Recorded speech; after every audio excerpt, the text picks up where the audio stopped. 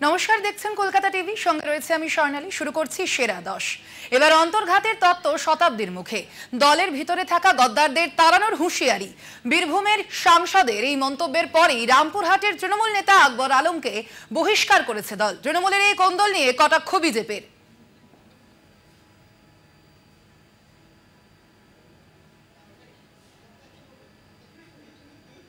বাঁকুড়ায় অরূপ চক্রবর্তীর পর বীরভূমে শতাব্দী রায়। তৃণমূল কর্মীদের উদ্দেশ্যে কড়া বার্তা দুই তৃণমূল সাংসদের। দলের ভিতরে তথাকথিত গদ্দারদের বিরুদ্ধে শাস্তির হুঁশিয়ারি।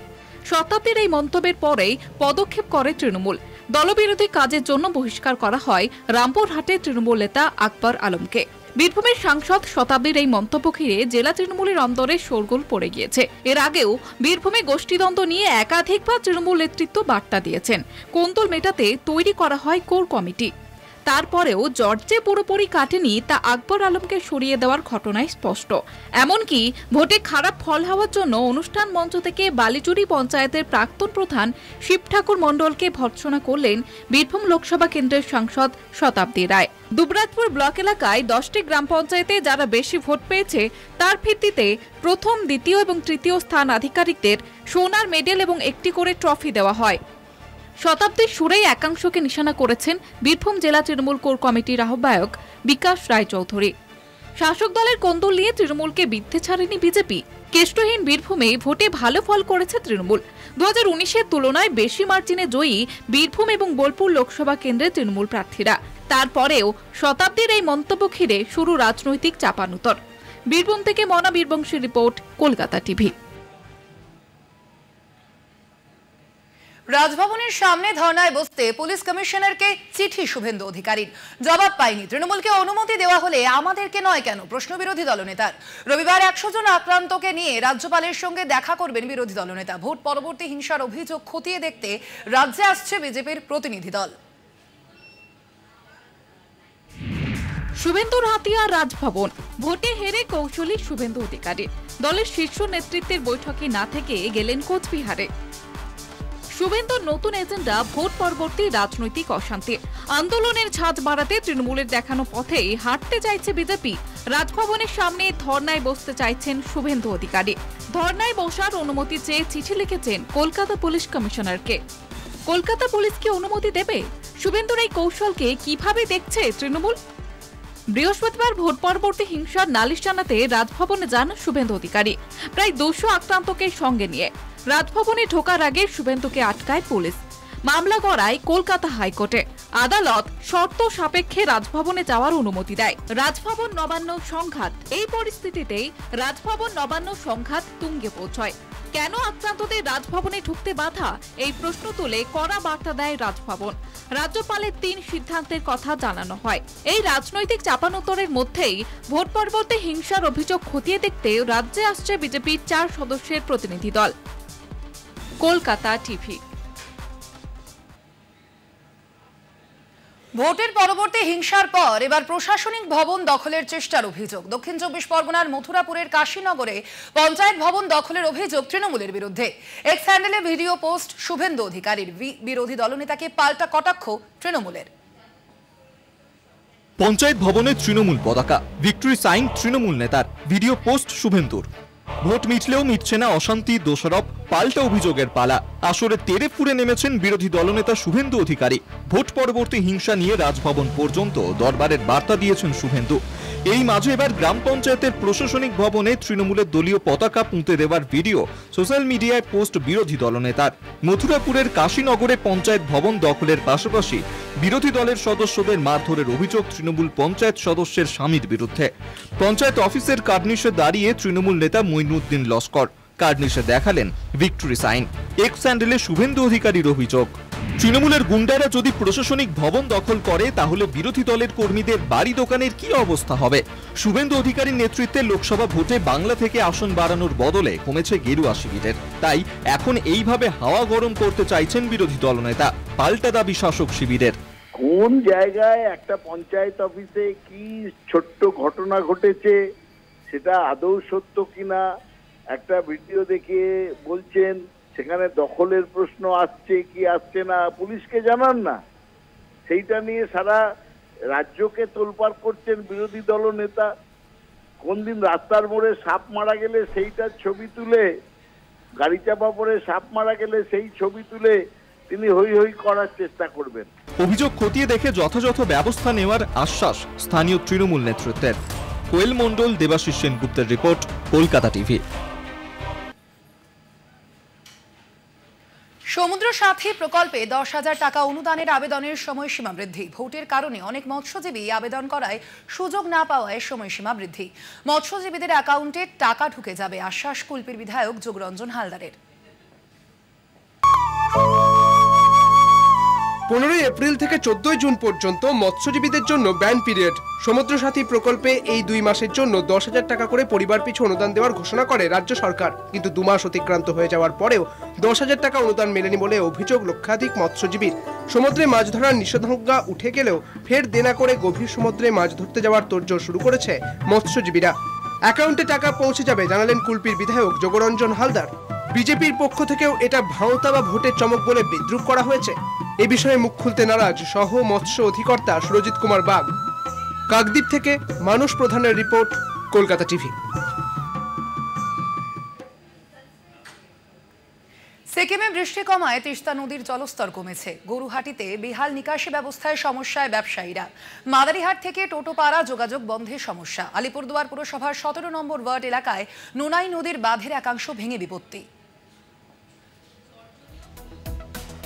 কালিম্পংয়ে ধস কবলিত এলাকা পরিদর্শনে বিজেপি সাংসদ রাজু বিস্তা। টানা বৃষ্টির জেরে কালিম্পংয়ে ধস।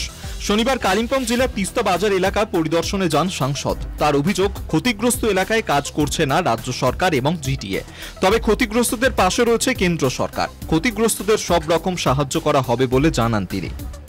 শুক্রবার থেকে সিকিমে সেভাবে বৃষ্টি না হওয়ায় তিস্তা নদীর জল কমেছে। সিকিমে লাগাতার ভারী বৃষ্টিতে পাহাড়ি নদীগুলো ফুলে ফেঁপে উঠেছিল, যে কারণে সমতলের কিছু এলাকায় বন্যা পরিস্থিতি তৈরি হয়। এমনকি তিস্তা তীরবর্তী এলাকায় জল ঢুকে পড়ে। শনিবার পরিস্থিতির কিছুটা বদল হয়েছে। পাশাপাশি তিস্তার জলে প্লাবিত হওয়া ক্রান্তি ব্লকের 2টি গ্রামের জলও কমেছে। তবে এখন সমতলে ভারী বৃষ্টি শুরু হওয়ায় ফের জলস্তর বাড়তে পারে তিস্তা নদীর, সতর্ক জেলা প্রশাসন। বেহাল নিকাশি ব্যবস্থা। বৃষ্টির জমা জলে লাটে উঠেছে আলিপুরদুয়ারের ফালাকাটা ব্লকের জটেশ্বরের শতাব্দী প্রাচীন গরুহাটি। বর্ষায় জলে ভাসছে হাট চত্বর। পরিকল্পনার অভাবে দীর্ঘদিন ধরে কোনো নিকাশি ব্যবস্থা না থাকায় হয়রানির শিকার হতে হচ্ছে গরু ব্যবসায়ীদের। পেটের দায়ে জলমগ্ন এলাকায় লক্ষ্মী লাভের আশায় ব্যবসায়ীরা। দ্রুত গরুহাটির জল নিকাশি পরিকাঠামো ঠিক করার দাবি ব্যবসায়ীদের। ডুয়ার্সে টানা বৃষ্টির ফলে সমস্ত নদী নালা ঝোড়ার জল বৃদ্ধি পেয়েছে। গত 24 ঘন্টায় আলিপুরদুয়ারে বৃষ্টি হয়েছে 210.20 মিলিমিটার। হাসিমারাতে বৃষ্টি হয়েছে 83 মিলিমিটার। বাসটা নদীর জল সেন্ট্রাল ডুয়ার্স চা বাগানের ভিতরে প্রবেশ করছে। নদী তীরবর্তী এলাকায় চা বাগানের বেশ কয়েকটি সেকশনে কাজ বন্ধ রেখেছে বাগান কর্তৃপক্ষ। তিতি নদীর জল বৃদ্ধি পাওয়ায় মাদারিহাট থেকে টোটাপাড়া যোগাযোগ বন্ধ আছে। কলকাতা টিভি। বর্ষায় বন্ধ হচ্ছে বন। সরকারি নির্দেশিকা জারি করে বন্ধ হলো গরুমারা জাতীয় উদ্যান। জঙ্গল বন্ধ থাকায় বন্ধ থাকবে জঙ্গল সাফারিও।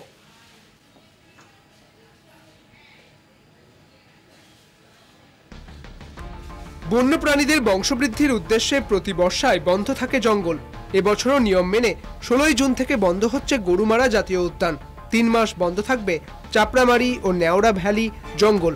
15 সেপ্টেম্বর ফের খুলবে জঙ্গল। বর্ষার এই সময়টা প্রাণীকুলের বংশবৃদ্ধির সময়।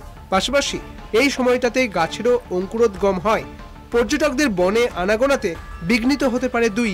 তাই বন বন্ধ রাখার সরকারি নির্দেশিকা জারি হয় প্রতি বছরই। এটা রিজন হচ্ছে যে এটা মনসুন ক্লোজার, যেটা প্রত্যেক বছর হয়। এই পিরিয়ডের মধ্যে অ্যানিমালসদের ব্রিডিং সিজন হয়। ওই জন্য একটা period of least disturbance to the flora and fauna provide করার জন্য ফরেস্ট। কবে থেকে হচ্ছে আর কবে খুলবে? 16th থেকে হবে। It will continue after 3 months। জঙ্গল বন্ধ থাকায় প্রতি বছরই বর্ষায় মার খায় পর্যটন শিল্প। তবে বনের প্রাণীকুলের মুখ চেয়ে এই ক্ষতি স্বীকার করে নেন পর্যটন শিল্পের সঙ্গে যুক্ত সকলে। জঙ্গল বন্ধ থাকায় বন্ধ থাকে সাফারিও। পুজোর মুখে ফের গরুমারা জঙ্গল খুলবে। সেই সময়ে পর্যটকদের ভিড় আশা করছে পর্যটন শিল্পের সঙ্গে জড়িতরা। জলপাইগুড়ি থেকে সুজিত দের রিপোর্ট, কলকাতা টিভি।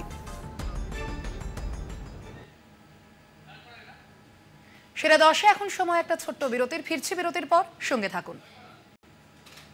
ফিরে এলাম বিরতির পর, দেখছেন সেরা 10। প্রশাসনের নজর এড়িয়েই ম্যানগ্রোভ ধ্বংসের অভিযোগ।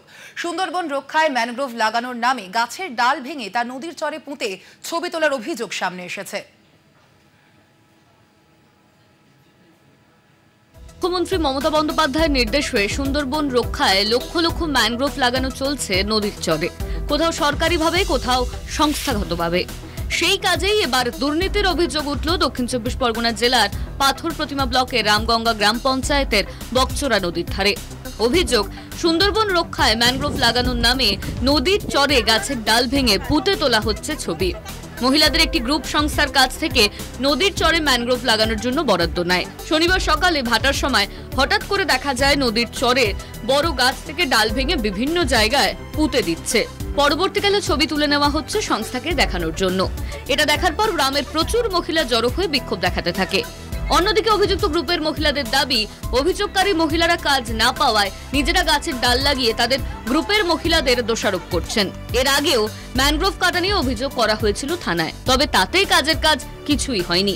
এবার জানানো হয় পঞ্চায়েতে, তবে ম্যানগ্রোভ বাঁচাতে আদৌ ব্যবস্থা নেওয়া হবে কিনা সেই প্রশ্ন উঠছে। পাথর প্রতিমা থেকে মানস প্রধানের রিপোর্ট, কলকাতা টিভি। 510 বছর আগে মালদার রামকেলিতে গিয়েছিলেন মহাপ্রভু শ্রী চৈতন্যদেব। সেটা ছিল জ্যৈষ্ঠ মাসের সংক্রান্তি তিথি। চৈতন্যদেবের আগমন মনে রেখে আজও রামকেলি ধামে বসে মেলা। 3 দিন ব্যাপী এই মেলা বসেছে এবারও।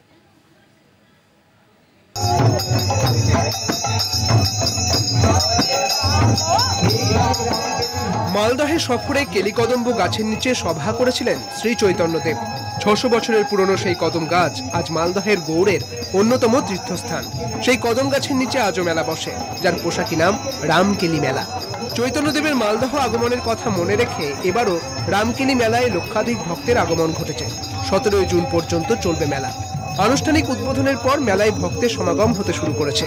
এই মেলায় মহিলারা পিণ্ডদান করতে পারেন।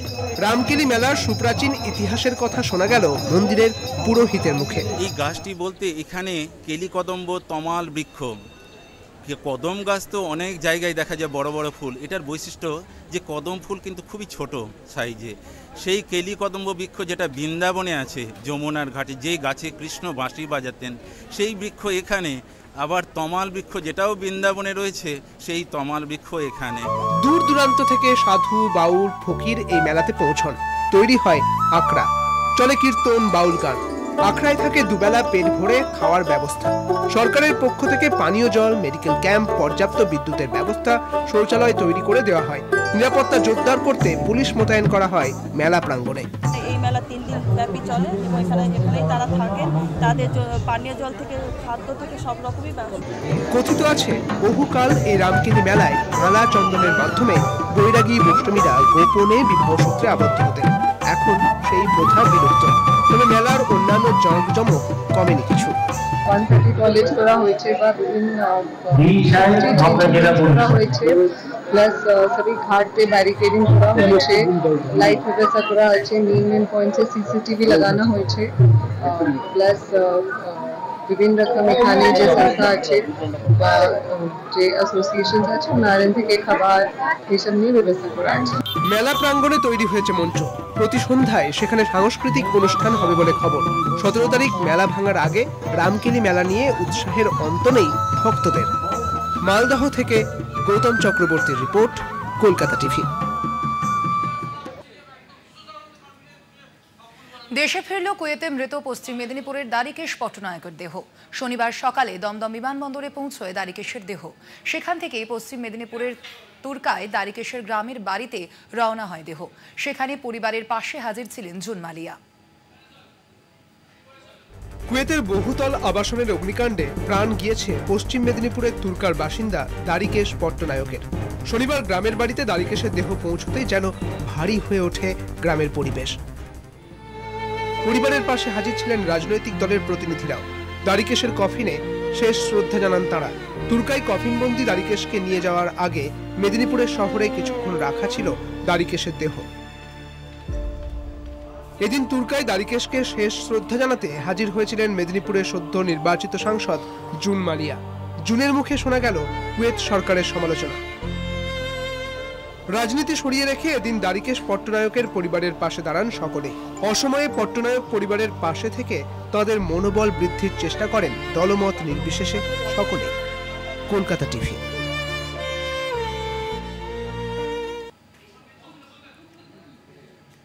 নতুন সমুদ্র আইন জারি চীনের। দক্ষিণ চীন সাগরের জলসীমায় অনুপ্রবেশের দায়ে বিদেশিদের আটক করা যাবে।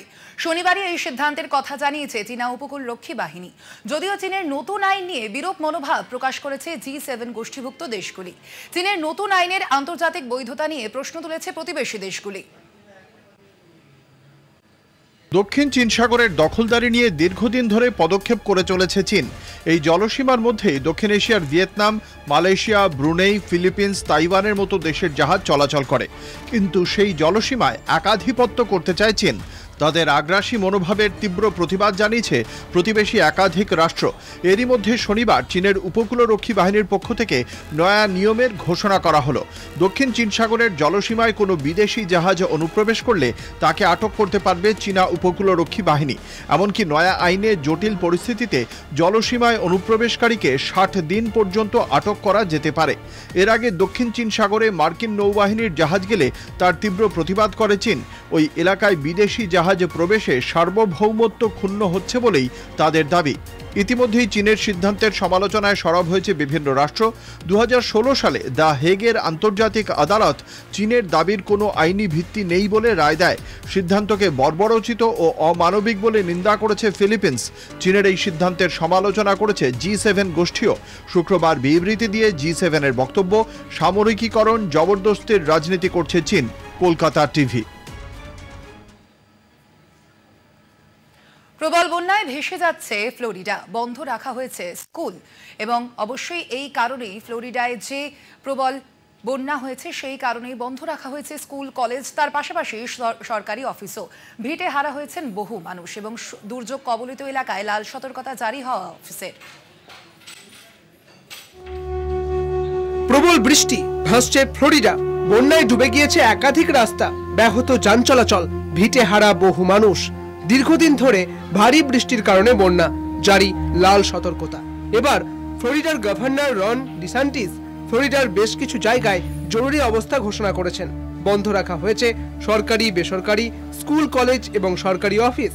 প্রায় 500 মিলিমিটারের বেশি বৃষ্টি হয়েছে ফ্লোরিডায়। বেশ কিছু জায়গায় রেলপথ ডুবে যাওয়ায় বন্ধ রাখা হয়েছে রেল পরিষেবা। জুনের প্রথম সপ্তাহ থেকেই ফ্লোরিডায় শুরু হয়েছিল ঝড় বৃষ্টি। জলবায়ুর খামখেয়ালিপনায় ভুগছে ফ্লোরিডা। কবে থামবে দুর্যোগ, তারই অপেক্ষা করছে ফ্লোরিডাবাসী। কলকাতা টিভি। সেরা 10 আজ এ পর্যন্তই। দেখতে থাকুন কলকাতা টিভি, রাত দিন 7 দিন।